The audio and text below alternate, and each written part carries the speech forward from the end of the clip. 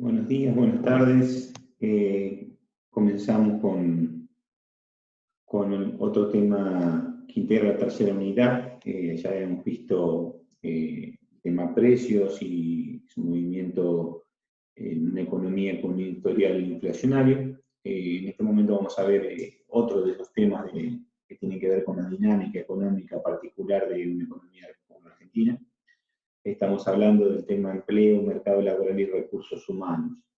La idea es en la presentación, ustedes puedan tener una síntesis de distintas categorías que son relevantes para analizar el tema, categorías en términos de conceptos, instrumental para su abordaje y finalmente un raconto de lo que fue la evolución de la ocupación del factor humano en la economía argentina a lo largo de lo que fue mitad del siglo XIX hasta acá. Como podemos ver, el enfoque central que vamos a dar no es solamente una cuestión meramente de análisis de la evolución del empleo, sino que nos vamos a indagar sobre cómo la economía ocupa su factor humano, tanto en términos cuantitativos como cualitativos. Y primero, reconociendo que estamos hablando de un enfoque que requiere cierta multidisciplinariedad, por lo cual vamos a requerir el concurso de ciertas categorías que provienen no solamente de la economía, sino también de la demografía, en algunos casos también de la sociología y la política. Y también entender que esta temática de la ocupación del factor humano atraviesa un cruce de vínculos que va más allá de la disciplina económica, y tienen varios ejemplos de cómo cuando hablamos de la ocupación del factor humano nos estamos refiriendo más allá inclusive de las problemáticas. Yendo ya al instrumental para el análisis de la ocupación del factor humano, la demografía es por excelencia una de las disciplinas que nos brinda conceptos importantes para el marco de abordaje. Sucintamente, como ustedes lo pueden ver en Ferrucci, en el libro de instrumental para el estudio de economía argentina, ustedes tienen dos tipos de instrumental, uno de tipo estático, demográfico de tipo estático y demográfico de tipo dinámico. Básicamente la diferencia es en la manera en cómo enfocan. El estático es de tipo claramente discreto y que miran cómo es la situación de una determinada población en un determinado momento y que aborda elementos cualitativos como cuantitativos.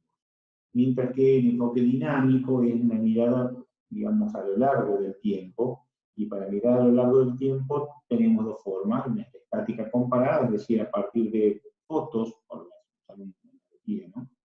Fotos en distintos momentos discretos en el tiempo, o instrumental dinámico propiamente dicho, como es el caso de las tasas de flujo que vamos a ver. ¿Qué elementos tenemos para un enfoque estático? Pueden ir viendo, son conceptos muy conocidos y ya seguramente lo han visto inclusive antes del propio ingreso a la universidad.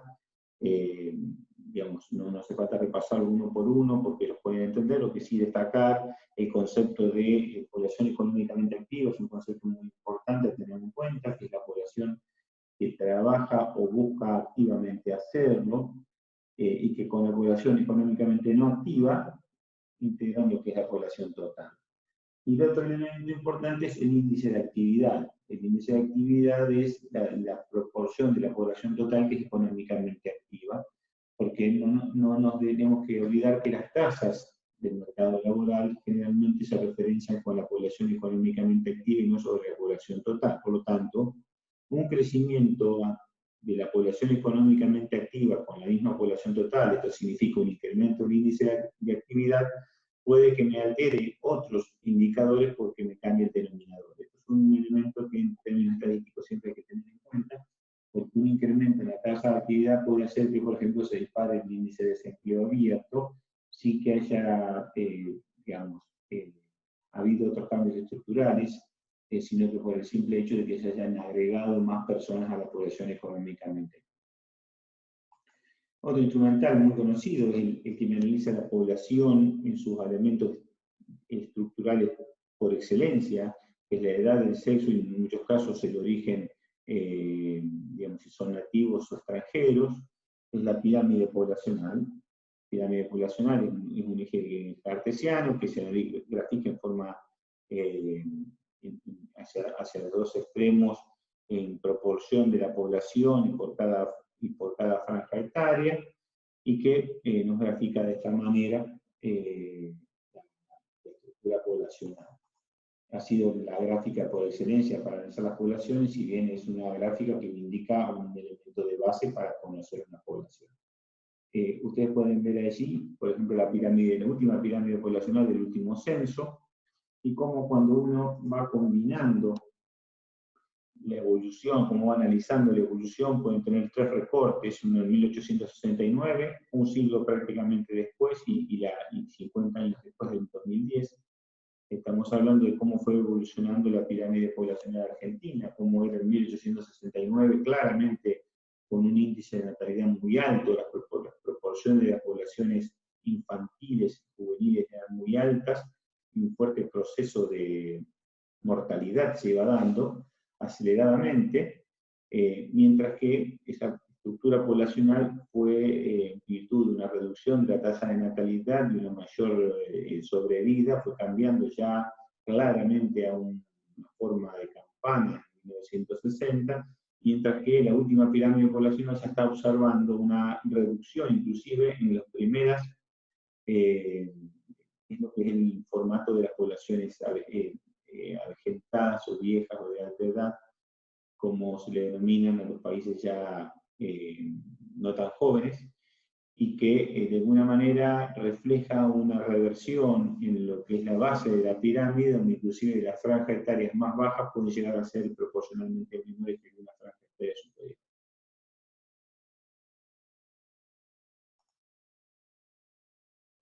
El otro instrumento interesante es la tasa de crecimiento poblacional, para analizar la dinámica poblacional.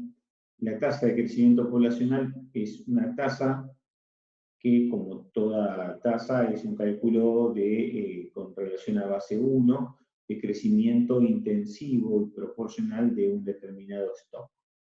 Cuando uno analiza la evolución de un stock, como es la población, hay que llevar una tasa que sea una tasa de referencia promedio de un año, y esas tasas tienen que ser promedio geométrico, porque el stock, como todo stock, la población crece y el modelo para identificar su dinámica de crecimiento es de tipo acumulativo.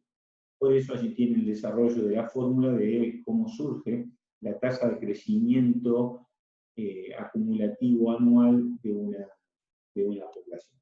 Ahora bien, esa tasa de crecimiento acumulativo es la que podemos obtener en base a información de población que ya existe, es decir, información ya existente de la población. Por lo tanto, obtener mediante este mecanismo una tasa de crecimiento poblacional solamente puede hacerse con datos de población de años anteriores. Entonces, ¿de qué me sirve? Me sirve analíticamente, pero para poder estimar un crecimiento de la población en un año donde no tengo datos censales, recurro a un método de búsqueda de información de otro tipo para construir la tasa de crecimiento, sabiendo que la tasa de crecimiento poblacional obedece a dos movimientos, el vegetativo y el migratorio. El vegetativo es la diferencia entre la natalidad y la mortalidad, mientras que el migratorio es la diferencia entre migración y planificación. De esta manera, uno puede descomponer el crecimiento poblacional en base a cuatro factores: la natalidad, la mortalidad, la inmigración y la emigración, y a partir de que los datos de natalidad y mortalidad se tienen del Registro Nacional de las Personas, mientras que la inmigración y la inmigración, del Registro Nacional de Inmigraciones, puede, a partir de la suma aritmética de estas variables, de estas tasas, obtenerse la tasa de crecimiento poblacional estimada en determinado año. Otro instrumental importante es el concepto de movilidad de empleo y de movilidad laboral. No hay que confundir movilidad del empleo, que refiere a cómo crece o decrece el agregado de ocupados, es decir, cómo se mueve el agregado de ocupados en una determinada economía, mientras que movilidad laboral se refiere a cómo se mueven los individuos en el ámbito laboral. En este sentido, la movilidad laboral puede tener dos sentidos.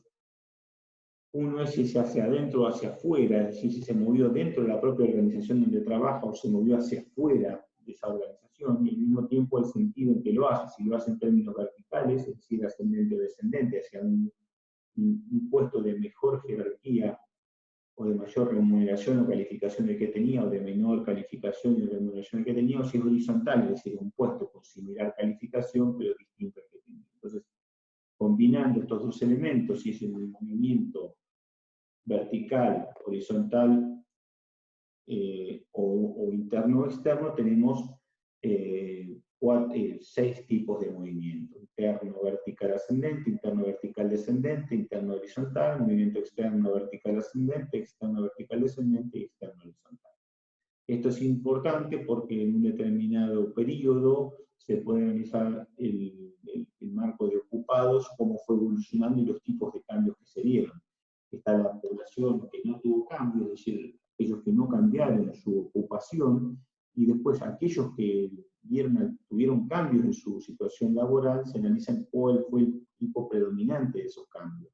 Si fueron cambios de tipo verticales ascendentes, una cosa; si fueron de tipo verticales descendentes, fue otra; si fueron movimientos internos predominantes y no externos. Es decir, es un marco de categorías que me permite ver la parte de la población laboral que tuvo cambios en un determinado periodo, en qué sentido lo tuvo.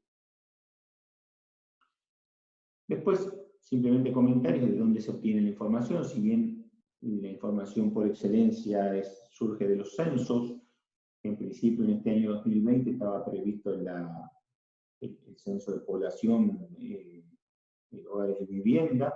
Ya se estaban realizando los procedimientos previos por parte del INDEC. Tal vez esta pandemia pueda que haya implicado hacer un cambio de planes.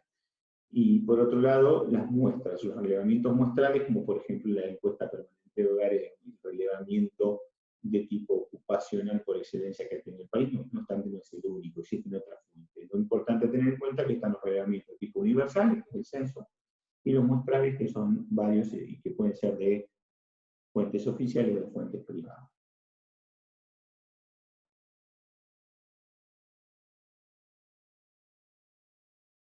Aquí les marqué las principales características. Pueden ir viendo tanto para los censos como para los relevamientos muestrales, las ventajas y las desventajas de cada uno de ellos.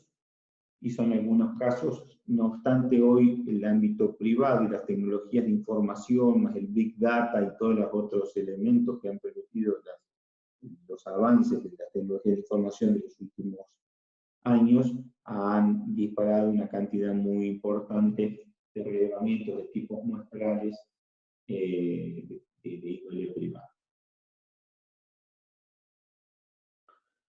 Cuando nos introducimos en lo que vamos a llamar las categorías de los problemas de ocupación del factor humano, es porque nos vamos a preguntar si una economía está haciendo uso eficiente de sus recursos. ¿Qué significa un uso eficiente de los recursos? Que está utilizándolo cuantitativo y cualitativamente bien.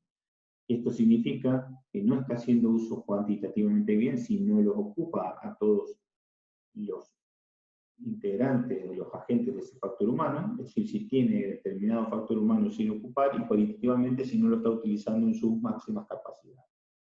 Por eso, cuando se dan una serie de condiciones referidas a dichos aspectos cuantitativos o cualitativos no se cumplan, estaremos ante un problema de factor humano. Es decir, nos vamos a preguntar cuándo estamos ante un problema de ocupación. Y por eso vamos a hacer un esquema deductivo. Es decir, la economía, nos preguntamos, ¿asigna a todos aquellos que están en condiciones de trabajar un puesto para hacerlo? ¿Los puestos asignados tienen una intensidad horaria adecuada? Es decir, si estamos haciendo utilización plena o subutilización horaria. ¿Las personas ocupan puestos acordes con su calificación? ¿Los puestos asignados tienen una remuneración y condiciones de trabajo adecuadas? ¿Los puestos tienen una productividad adecuada o aceptable para los parámetros actuales? Si empezamos a partir de esta pregunta a aparecer casos donde no se da donde la respuesta es no, estamos ante un problema de ocupación del factor humano. Es decir, si encontramos casos donde no están siendo utilizados, no tienen un puesto, estamos en un problema de factor humano. Si nos encontramos casos donde no se está haciendo uso de la intensidad horaria adecuada, es decir, si estamos haciendo sobre o subocupación, si estamos ante casos de personas que ocupan puestos con menor calificación a la que tienen, si los puestos asignados tienen condiciones adecuadas a los trabajadores, o si los puestos tienen una productividad adecuada o aceptable para los parámetros actuales. Estamos ante puestos con una muy baja calidad de productividad y que por alguna razón son creados y no con una lógica económica. Entonces, a partir de este razonamiento deductivo es donde aparece el concepto de problema de ocupación de factor humano.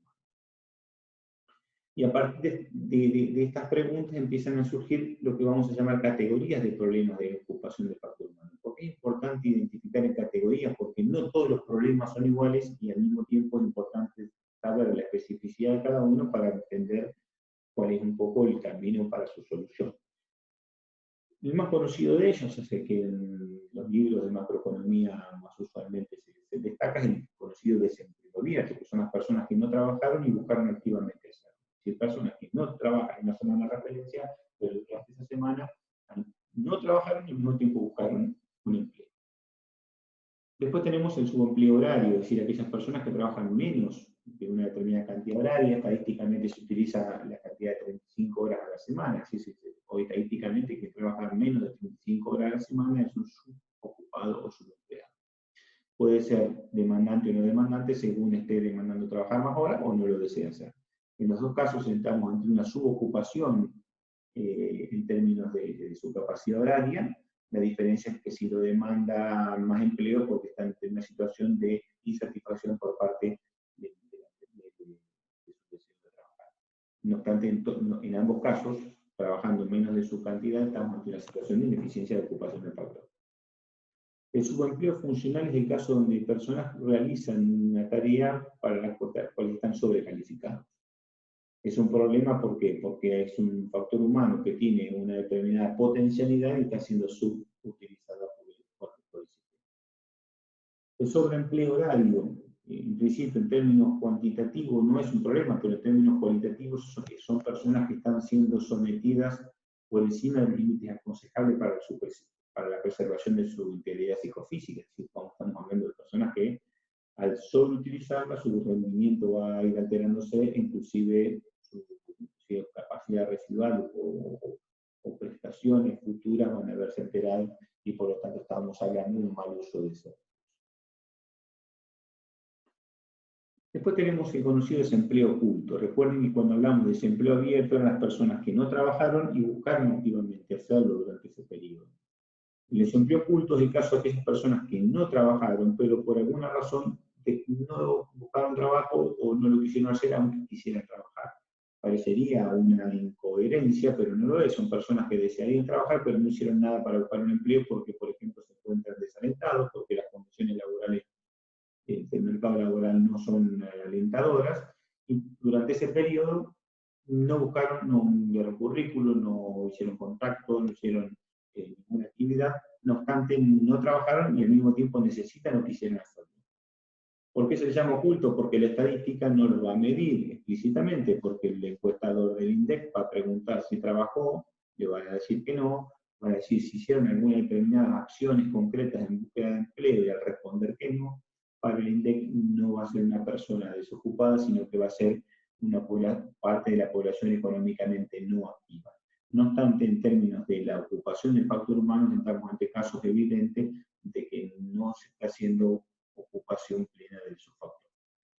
El desempleo disfrazado, estamos hablando de, digamos, un cúmulo de casos de puestos de trabajo que son creados por una racionalidad distinta a la estrictamente económica o productiva, que no se trata de empleo genuino, sino que son puestos que son generados por otras razones, y no son solamente atribuidas al sector público, también en el sector privado o en el tercer sector existen casos donde para no generar problemas familiares se crean un puesto para un miembro de la familia porque no se quiere traer los problemas o tiene una mala resolución de los problemas de las empresas familiares, donde sabemos que unas cosas es la propiedad, otras cosas es la gestión, otras cosas es la familia. Entonces muchas veces por una mala resolución de ese conflicto o de esas tensiones se terminan generando puestos que no son productivos. También estamos hablando de las organizaciones del tercer sector que por alguna razón comunitaria, por alguna situación de gobernabilidad de la organización o cualquier otra índole, se crean puestos que tal vez no tengan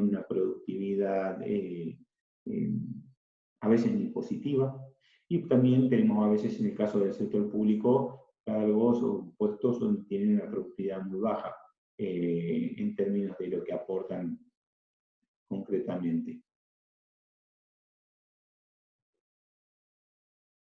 Y por último, tenemos el caso más complejo en cuanto a su definición, pero tal vez el más grave, el de mayor vulnerabilidad. Estamos hablando de lo que se conoce como sector informal urbano. El sector informal urbano es un colectivo de casos donde se observan o coexisten situaciones de alta ineficiencia y gravedad social. ¿Qué estamos hablando? Precarización laboral, bajas remuneraciones, baja productividad del puesto, alta carga horaria semanal. Al revés, en vez de trabajar poco, generalmente trabajan mucho, pero no le alcanzan y con malas condiciones. Bajo nivel de educación y calificación de las personas y malas condiciones de vida. Esto generalmente suele tener una dinámica donde se transforma en un círculo vicioso en el marco del cual determinadas condiciones llevan a la siguiente, es decir, como tienen muy bajas remuneraciones, los puestos tienen baja calificación educativa, tienen malas condiciones de vida, lo cual los lleva a tener a puestos de baja remuneración, tienen que dedicarle mucha carga horaria, con lo cual, por todo ese cúmulo de casos, no pueden tampoco procurarse otras mejoras de condiciones de vida, con lo cual quedan atrapados, y que si bien no es lo mismo sector informal urbano, que es una categoría más ocupacional, porque se denomina por tipo cultural, estamos hablando de algo muy que se intersecta con lo que se denomina el círculo vicioso de la pobreza.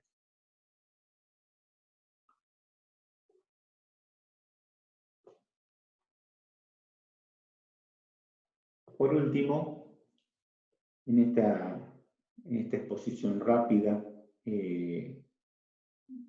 tenemos la evolución de la ocupación del factor humano en Argentina y hacemos un recorte que va desde 1860 hasta la actualidad. Lo importante a tener en cuenta, porque esto está tomado de varias bibliografías diversas, tener en cuenta los periodos de esos recortes. Estamos hablando de un periodo que va prácticamente del modelo primario exportador, hasta los cambios que se dan en 1930, que va de la mano de un proceso de cambio estructural del país hacia su industrialización. Ese periodo que va de 1930 al 40 es el periodo de auge de crecimiento del empleo industrial, del empleo agrícola, el crecimiento, el asentamiento de las bases de lo que es el derecho laboral moderno, las conquistas del empleo asalariado que conocemos de la modernidad. Luego un periodo que va de 1943 al 55, cuando hay un afianzamiento por una política mucho más enfática en las conquistas laborales y en una relación de la tríada Estado, empresarios, trabajadores, y al mismo tiempo sin tener grandes tensiones en cuanto al conflicto de las relaciones laborales. Luego, desde 1955 hasta los años 60, se empieza a darse en el mercado laboral un proceso de puja de ingresos, que al mismo tiempo se conecta con lo que empieza a acontecer con la inflación endógena que vimos en la clase pasada, donde empieza a verse un agotamiento a veces del patrón de acumulación, entre otros los elementos que tienen que ver con la dinámica económica, y donde empiezan los conflictos sociales y políticos empiezan también a trascender el propio mercado laboral y la ocupación del factor humano. Luego la década del 70 hasta el 80, donde comienza a darse una transformación, un proceso de desindustrialización que empieza a tener el país, aunque todavía sin serios problemas sociales y de empleo, pero que incubándose conforme a un trabajo muy interesante que lleva adelante Juan José Liach, de observar lo que estaba aconteciendo muy soterradamente en lo que le llamó el eugenianismo perverso y mercado baumoliano. Esto destacaba que ya por los fines de los 70, principios de los 80, se estaba dando un ajuste de los mercados laborales, donde el mercado de trabajo había un exceso de oferta del mercado de trabajo calificado y una escasez de oferta en el mercado de mano de obra no calificada, o al revés. Prefiero plantearlo de esta otra forma, es decir, había un exceso de demanda de mano de obra no calificada y una escasez de demanda de mano de obra calificada. Esto implicaba que los ajustes no se dieran a través de índice de desempleo, ni de precarización laboral, sino a través de lo que se dio un ajuste perverso en función de la fuga de mano de obra calificada hacia migración hacia otros países y la migración de mano de obra no calificada hacia Argentina.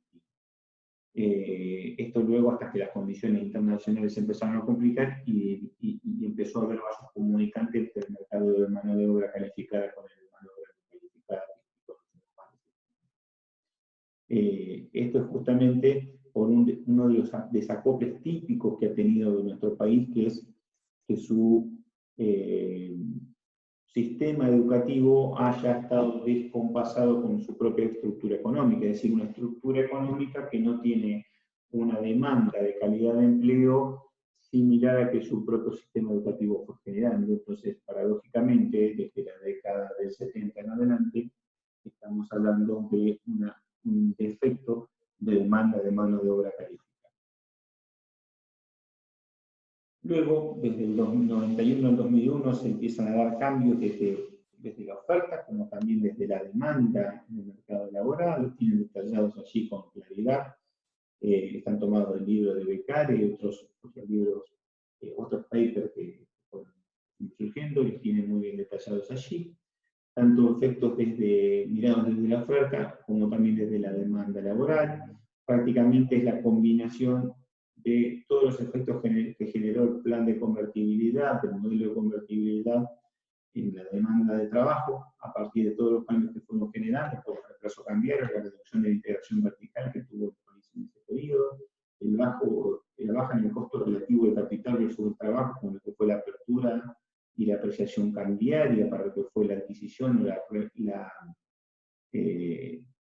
la reconversión de muchas empresas en capital intensiva y con respecto a sistemas que venían bastante retrasados tecnológicamente, más trabajo intensivo, el elevado costo laboral en dólares, al haber una apreciación real del peso, eso puede implicar inclusive que aún con pequeña inflación en Argentina en esos periodos, los salarios podrían llegar a perder poder adquisitivo en el país, pero al mismo tiempo podrían llegar a crecer en términos internacionales por la apreciación del dólar. Es una paradoja que se da cuando el dólar crece menos que la inflación. Entonces es un caso típico donde los salarios crecen por debajo de la inflación, pero al mismo tiempo el dólar evoluciona menos que los salarios, el tipo de cambio. Entonces se da que existe una pérdida de poder adquisitivo, pero al mismo tiempo se da un encarecimiento del coste laboral, propio de los periodos de fuerte apreciación cambiaria. Concentración de crecimiento en sectores capital intensivos, con lo cual lo que crecía el país en este periodo eran los sectores capital intensivos con menor intensidad de demanda de mano de obra. Las tendencias mundiales que se daban desde la década de 70 impactaron tardíamente, luego de la apertura que significó y muy acelerada, como se aplicó desde el 91 en adelante, la reforma del Estado, reestructuraciones, descentralización y privatización de empresas del Estado, que implicó una fuerte transformación y despido de personas que inclusive ya se encontraban cursando su segunda mitad de su vida laboral, con los cuales los problemas de reinserción, de recalificación que existieron.